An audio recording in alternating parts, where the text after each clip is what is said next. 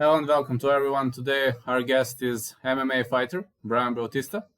Bryan, thank you so much for accepting the invitation. And what can you say in general, in like 2 or 3 sentences, about yourself, so we can proceed with question by question? Thank you for having me. First of all, I really appreciate it. Well, a couple of things about me is, man, I love MMA. I love fighting. And I hope I keep doing it a little bit more. When did you start training MMA? So I go back a little bit in history with my own personal history. I started kickboxing when I was 21, 22, so 2011, 2012, around that time. And I finally decided to start MMA when I was 25. So around 2015, I started taking jiu-jitsu more seriously and just started learning the difference between MMA and kickboxing and Muay Thai and things like that. So your first martial art was kickboxing, right? Yeah, I would say the first one that I took serious, yeah. Do you have the favorite strike and the favorite submission? My personal one or anybody's in general? No, yours. My favorite submission, man, my favorite strike, I guess they have to be the ones that actually win the fight. I don't have any favorite. I just try to take whatever I can get and go home early, man, without being hurt. How would you describe your own fighting style? Uh, I don't know, man. I would just say don't blink because at any time anything could happen. I've done things from 11-second arm bars to, man, just spin. I finish all my fights. That's my whole goal. That's my point. That's bring to the game. So don't blink, man. As long as I'm standing, there's always something that could happen. Who are your coaches and sparring partners? Oh man, I have one of the best teams in the world, man. I can honestly say that my coaches are Duke Rufus, Scott Cushman, big names in the game. Of course, sparring partners would be Emmanuel Sanchez, Christian Rodriguez. He fought with me on the same night, the same card. Um, the Pettis brothers, they taught me a lot. So is Emmanuel. A lot of people, man. But I would say Rafian Stotts, man. If I'm forgetting anybody, just everybody at Rufus Ward, man. From the people that just show up to have fun to the fighters, everybody just plays a big part in our success, man. It's just the gym effort. Who was your favorite MMA fighter when you were a kid? Silva, Anderson. Uh, just like mine. What can you say about your first amateur MMA fight? How did you feel heading into first amateur fight? Well, since I had kickboxing experience, I already had experience fighting. So it wasn't so much about those nerves. I did break my hand my first MMA fight. I have a scar right here. I broke my hand first punch, first couple seconds that I threw. So I guess the biggest thing that it taught me is, man, don't break your hand because that sucks. You could win, but you don't want to win with an injury. So when you broke your hand, did you feel it? At the moment of fracture, did you feel it, or you felt the pain later? How did you feel? I mean, when the fighter is hot, when he is fighting, the fracture doesn't show itself, if you know what I mean. I know what you mean. No, I felt something. I felt pressure for sure. It wasn't pain. I remember that clearly. I felt pressure. And I had an idea. I kind of figured I was like, oh, crap, my hand might be broken. You know what I mean? And, I mean, it doesn't stop anything. I still got other weapons, but it definitely, like, something in my brain triggered and was like, yeah, your hand might be broken, bro. Just be careful. So how's the feel? I mean, fighting with one hand in the match. How's the feel? Is it bad? Is it like, okay, I have to adjust, or? I mean, it all depends on the fighter, I guess. For me, I happen to get a guillotine with the same hand, and I happen to finish the fight early. But I think if got any longer, man, I would have to been a lot different fighter, a lot smarter for sure. Who was the toughest amateur opponent you've ever faced?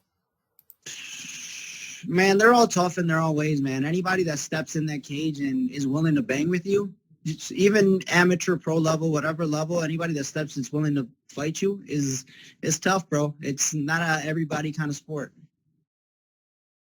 What is the hardest training session you've ever performed? I'm sorry. What is the hardest training session you've ever performed? Man, all of them are hard. I'm not gonna lie. We train for every situation. So we go in dark waters with our own teammates, to make the dream come true. There isn't like anything in particular I could give you and say like, oh, this one, because every day, man, we put blood, sweat, and tears on the mats just to get good outcomes in our performances. What can you say about your professional debut? I mean, amateur and professional, that's a very big difference. How did you feel? I mean, transition. Did it make a big problem for you? Or you were like, okay, it's time to shine?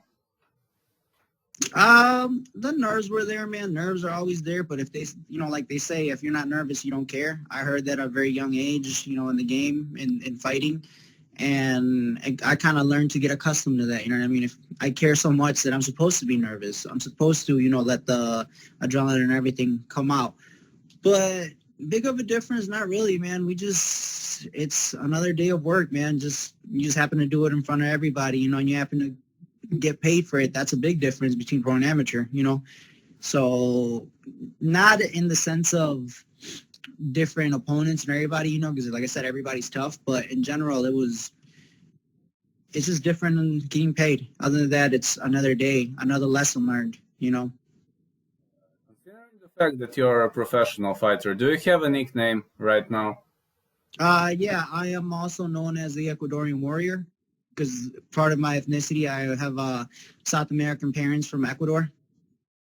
So, what is the background of the nickname? Did you give it to yourself, or fans gave it, team partners gave it?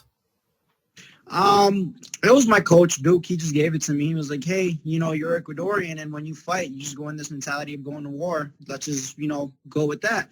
I liked it. I never had a problem with it. It partly suits who I am. I am Ecuadorian, and I do consider myself to have a ward-like mentality when I go into fights, man. It's so I feel like it suits me. What can you say in general about your Bellator debut? In general, it was a big learning lesson. Huge. It was an eye-opening lesson. I am thankful for it because I wouldn't be where I'm at today, or I wouldn't have the mentality that I've had recently from my last performances. So it was a blessing in disguise. After your Bellator fight, you bounced back with a pretty much quick victory. So, how did you finish your opponent in the next fight so quickly? What was the secret behind the finish? Man, hard work, man. It's just little things that I don't know that Duke teaches us to pick up from other fighters. Little techniques, the little details that make a big difference sometimes. And I remember, all due respect, my opponent, he made a technical mistake, switch stances in front of me without doing anything, and I just let the right hand go. I mean, you don't see often. I don't know in minor promotions. I don't follow every single minor promotions, but in UFC, you don't see like 30, 40-second knockouts pretty much often. And I mean, knocking somebody out is a hard thing, man. Nobody's really gonna stay there and be like, dude, just knock me out. It's a finesse thing. I don't have a knockout, you know what I mean, at all. I've dropped people, I've choked people a lot, which, it kind of leads that way. If you're good enough to hit somebody and you happen to drop them, you might as well take the submission, whatever's given. I don't really try to get a certain thing. I just try to get the win. About your fight versus William Tucker, what was the game plan for the fight? Did you have some specific game plan, or you were just adjusting in the first minute of the fight, testing his strengths, weaknesses? I mean, I wouldn't say there was a game plan. There was an idea of things that we all do as fighters that we happen to look to, so we could exploit at these events and these fights. My team and I noticed a couple of things, and we decided to go for them. But pretty much it was adjusting. I mean, you could expect a guy to walk out with the right hand. What if he throws the left hand? You have to adjust. So it was adjusting. There was an idea of what could happen, like a base, but in general, it was adjusting. Do you believe that CFFC is a good springboard for UFC or Bellator? Yeah, man, I believe any fight could be any fight could be your next fight, to the next level. It's in your performance. But yeah, CFFC is a great company, man. I had fun, and they took care of me. Do you have a favorite sport outside of MMA? I don't know, man. Not really. I like to do things. I don't really like watch sports besides fighting. I don't know. I like, if you consider like me running and me biking and doing things like that for myself as a sport. Yeah, I guess I like just to be active. Makes sense, absolutely. Do you have a favorite animal? Yeah, man. I like dogs. I got two. Yeah, awesome. Dogs are pretty much, how they say, the best friend of a human, right? Oh yeah, mine. We literally have I let mine take a break all winter because it's been cold in Wisconsin. We had a whole bunch of snow, but maybe tonight we're gonna hit up a run in a little bit after this. Yeah, sounds awesome. Pretty much awesome. What are your plans for the future at the moment? I mean, you plan to keep the ball rolling. From CFFC, there were many names who inked UFC contract and who actually fought well in the UFC. Hmm. My plans is to go with the flow. Whatever comes next comes next. But I definitely plan to keep the ball on rolling. You know what I mean?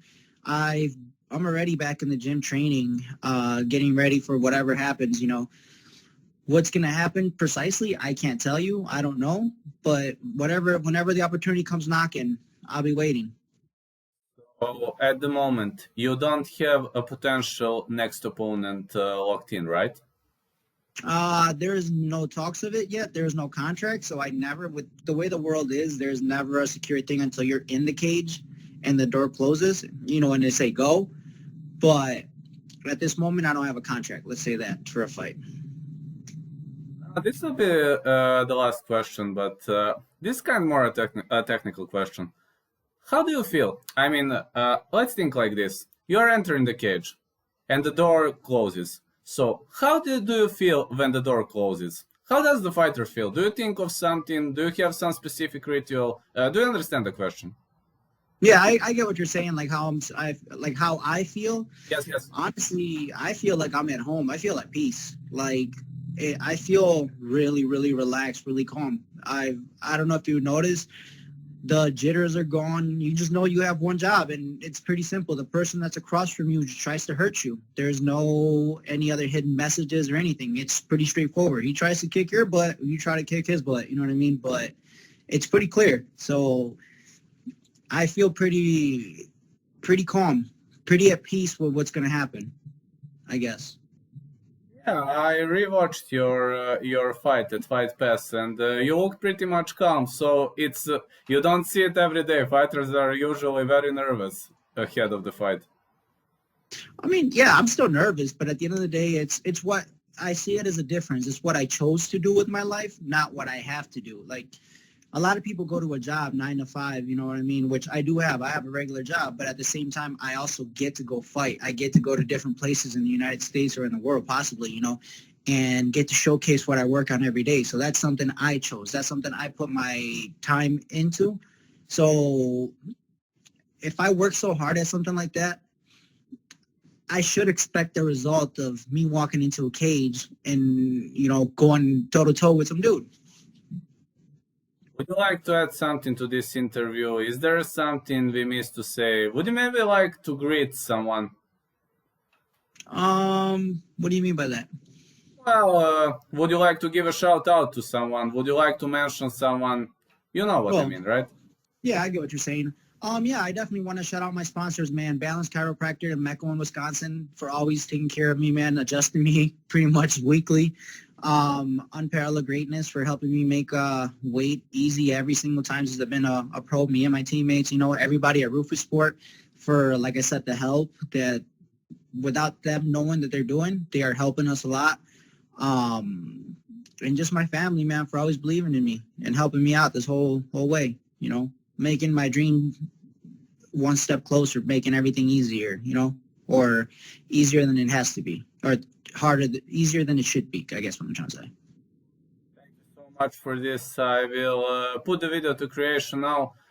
Morning time, I will release it. Okay, I will send you video. Okay.